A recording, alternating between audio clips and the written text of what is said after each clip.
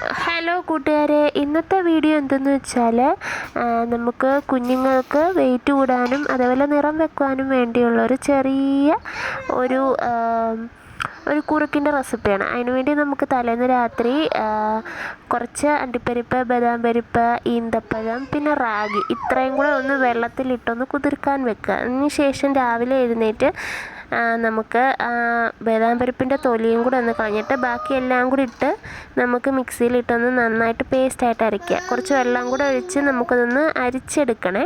അരിച്ചെടുത്തതിന് ശേഷം അത് ലോ ഫ്ലെയിമിലിട്ട് ഒരു 10 മിനിറ്റോളം നമ്മളൊന്നിട്ട് നന്നായി കുറുക്കിയെടുക്കുക. അത് നന്നായിട്ട് കുറുകി വരും.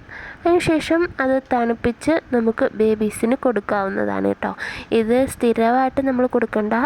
ആഴ്ചയിലൊരു 2-3 ദിവസം കൊടുത്താൽ നമുക്കൊരു 3-4 ആഴ്ച കൊണ്ട് റിസൾട്ട് കിട്ടും കേട്ടോ.